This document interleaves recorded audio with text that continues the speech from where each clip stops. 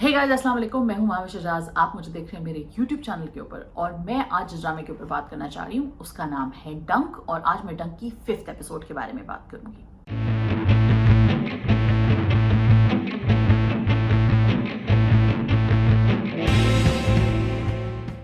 डंक एक बहुत हैवी वॉच है, बहुत डिस्टर्बिंग है, बहुत आपको अपने अंदर झांकने पे और अपनी जो फेलियर्स हैं, माशरे के जो फेलियर्स हैं, पर्सनैलिटीज़ के बहुत सारे फेलियर्स होते हैं, उसके ऊपर झांकने पे मजबूर करता है। बात हो रही है सेक्सुअल हरासमेंट एलिगेशंस के ऊपर। दो खानदानों के बीच में एक कॉलेज के प्रोफेसर के ऊपर ये एलिगेशन लगा है और ये जो एलिगेशन लगा है इसके बैकग्राउंड में क्या हो रहा है ये भी इस तरह आहिस्ता आहिस्ता ड्रामे के अंदर खुल रहा है। It's written by Mohsin Ali और इसको हिदायतकार हैं इसके बदर महमूद। इट स्टार्स बिलाल अब्बास, सना जावेद, नुमान इजाज, यासरा रिजवी, शहूद अलवी वगैरह वगैरह। बहुत ज़बरदस्त कास्ट है। मतलब आप जितने भी कास्ट मेंबर्स हैं सबका कमाल का काम है। मतलब एक्टिंग में तो कोई भी फॉल्स नॉच नहीं है। कोई भी चीज़ ऐसी आप नहीं कर सकते कि आप कहें कि यार यहाँ पे मज़ा नहीं आया। इसी वजह से ये इतना इंटेंस मुसलसल है। एक बड़ी इंटेंस किस्म की झड़प होती है between Yasra Rizvi and Humayun, Noman Ijaz, which is he plays Humayun's character. And then Bilal Abbas का भी जो कैरेक्टर है वो भी उनके घर में आके उनको धमकी देता है। So that's a very very disturbing scene. It's written very well, logics are giving, मतलब हर चीज़ वाटर टाइप लॉजिक के साथ आपको एक्सप्लेन की जाती है कि क्यों ये बंदा ऐसे बिहेव कर रहा है। और मुझे ये अक्सर मिसिंग लगती है अपने ड्रामों में से कि यार लॉजिक नहीं देते, अब रो रहे हैं पीट रहे हैं लेकिन बता नहीं रहे कि क्यों कर रहे हैं। लेकिन जब लॉजिक मिलती है पता चलता है कि क्यों ये एंगर कहाँ से आ रहा है। तो that's what makes it so much more worth it. तो once again very intense episode. थोड़ा जो बैकग्राउंड पता चलता है वो ये पता चलता है, जो चीज़ें इवेंट्स होती हैं वो ये होते हैं कि गना विच इज़ हुमायूंस डॉटर, उसको स्कूल से काफ़ी उसको डांट पड़ती है क्योंकि उसने गुस्से में एक और बच्चे का उसको हर्ट किया होता है, एक और बच्ची को, क्योंकि उसको ये कहा जाता है कि your father is a bad man.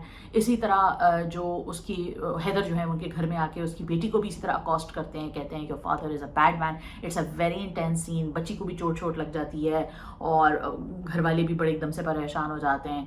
तो एक ऐसा बंदा दिखाया है हुमायूं के कैरेक्टर में कि जी he stands up for what's right. Now the thing is because we already know that it's a show about false allegation, तो वो इंटेंसिटी उस तरह पता नहीं चल रही अभी तक हमें ऑब्वियसली समझ में आ गया कि हुमायूं जो है वो बेकसूर है और जो है वो दूसरा जो कैरेक्टर है, अमल का जो कैरेक्टर है सना जावेद का, वो कॉन्स्टेंटली जो है वो उसको हम बैड लाइट में देख रहे हैं। बट आई विश कि हमें ये पता नहीं होता। अगर हमें ये पता नहीं होता तो ये बहुत मजे का इसका मोमेंटम बनता। लेकिन क्योंकि अब हमें पता चल गया है तो वी नो कि इसके पीछे क्या मजमून मकासद है। Bilal Abbas is an amazing actor. और बिलाल अब्बास और उनका जो डिफरेंट रोल्स वो करते हैं, ये डिफरेंट तरह के वो जो रोल्स करते हैं उसमें दिखता है कि वो कैसे अपने आप को चैलेंज करते हैं। और इसमें भी उनको क्लियरली उनके सामने जो चैलेंज मौजूद है वो यही है कि वो कैसे दिखाते हैं कि एक ऐसा लड़का जिसको अपनी अपनी किसी भी किए पे कोई इस तरह शर्मिंदा नहीं है, वो बाहर निकलना चाहता है सिचुएशन से। That's very classic sociopath behaviour. So props to the writer and props to the actor for doing this role very very well.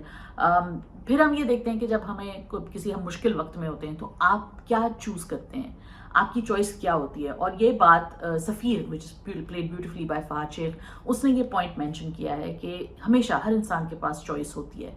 आपको हमेशा पता होता है कि आपने क्या करना है और आप उस सिचुएशन में क्या करते हैं, ये आपका कैरेक्टर डिफाइन करता है। तो ये बड़ी इंपॉर्टेंट चीज़ है। और once again very important moral messages, very important personality and behaviour messages जो आप अगर देखें तो आपको समझ में आएगा कि क्यों हम जब खड़े होते हैं किसी चीज़ के लिए, जब हम कोई स्टैंड लेते हैं तो क्यों लेते हैं। कभी कभी हमें उसके लिए खुद भी नुकसान उठाना पड़ता है लेकिन स्टैंड लेना ज़रूरी होता है।